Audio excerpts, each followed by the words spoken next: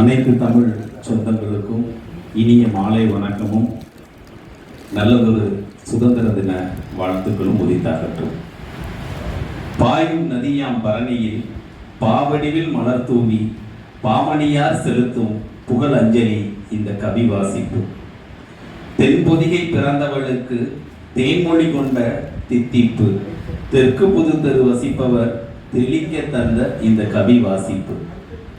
காதலிக்கு ஒரு கவி மடல் வரைய காந்திமதி வேலனுக்கு வந்தது கட்டளை. இட்டவரோ தமிழ்ச்செம்மல், இடப்பட்டவரோ இடர்பட்டவர். கண்ணம்மாவுக்கு கவி படித்திட காந்திமதி வேலனுக்கு கசந்திடுமா என்ன? செல்லம்மா கோவித்துக் கொண்டால் செல்லும் வாழ்வு எவ்வளியோ என்ற பயம்தான் எனக்கென்றேன். கண்ணம்மாவையும் செல்லம்மாவையும் விடுமையா, செல்ல கண்ணுவுக்கு ஒரு கடிதம் வையும் உன் கவிதையில் என்றார் பாமணியார். இதோ பாரதியை பிரியாத பாதியையும் பாரதிக்கு பிரியமான மீதியையும் பெயரென கொண்ட என் செல்ல கண்ணுவுக்கு நலமென அறிவேன், நலமென அறிவாய், நலமே என அறிவோம், நமக்குள் கூடுபாயும் வித்தை கூடும் என்பதால் பணிதரும் பிணிக்கு களனி தரும் காற்றே மருந்தென சொல்வாய். பணிதரும் பிணிக்கு களனி தரும் காற்றே மருந்தென சொல்வாய். கட்டட சன்னல்கள் காட்டும் வரம்பினில் தெரியும் என் உலகத்தில் நம் களனி வரப்பினில் ஆடி காற்றுக்கு நீ தள்ளாடி நடக்கும் அழகு இப்போதெல்லாம் காட்சியாய். பல நூறு மைல்கள் பணி நிமித்தம் பிரிந்தாலும் பசித்த வேலைக்கு உன் கரம் நசித்து புசித்த அரிசி கஞ்சி நான் நரம்புகளில் மீன் சுவையாய் இப்போது. உன் கரம் பற்றிய நேரத்தில் கிணத்தடியில் ஒரு வேம்பு வேண்டுமென்றாய். யார் தவமோ காகமிட்ட எச்சத்தில் ஈரலை விட்டு துளிர்த்தது ஒரு வேம்பு. தொட்டிலிட்டு ஆட்டிடத்தான் அதன் கிளைதனில் கிட்டாமல் போனது அந்நேரம் வாய்ப்பு.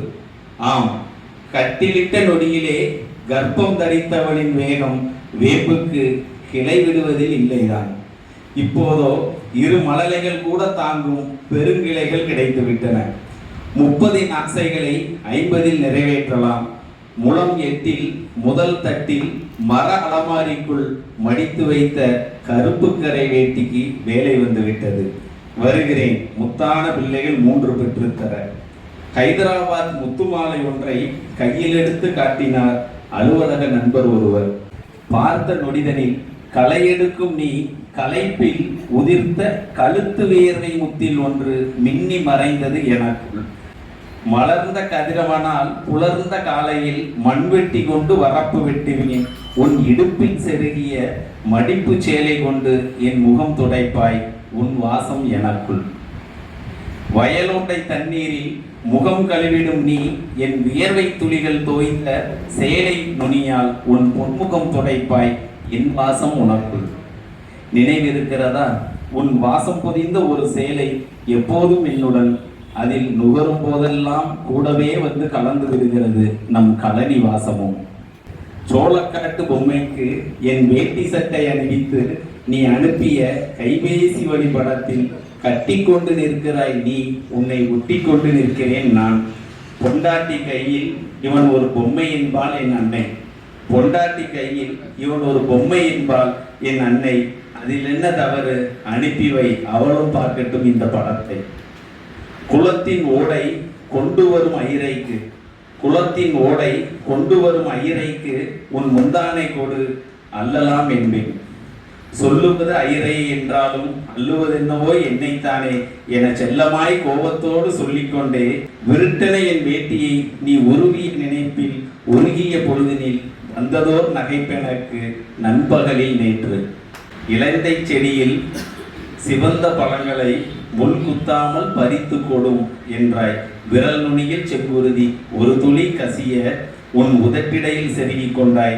ஒரு துளி நீர் உன் இமையடியில் அப்போது. மீசை குத்தாமல் முத்தமிடும் என்று கட்டளையிடுவாயே ஆசை கொண்டு, அது எப்படி சாத்தியம்? அறியாதவளா நீ என்றே அணைத்து கொண்டாய். உன் கரங்களில் சிக்குண்ட இலந்தை பழங்கள் தான் இப்போது பாவம். களை எடுக்கும் போது காற்றில் உன் காதலிகள் எழுதும் கவி வரிகளை நாளும் அனுப்பிடு நான் வரும் வரையில். இன்னொரு மடல் எழுத இல்லை ஒரு வாய்ப்பு, இருவார காலத்திற்குள் இங்கிருந்து புறப்படுகிறேன். இதழில் கதை எழுதும் நேரம் இது என்ற வரிகள் எங்கோ இசைக்கிறது, அவை உனக்கும் கேட்கும் என்று நம்புகிறேன். இப்படிக்கு நான் நன்றி, வணக்கம்.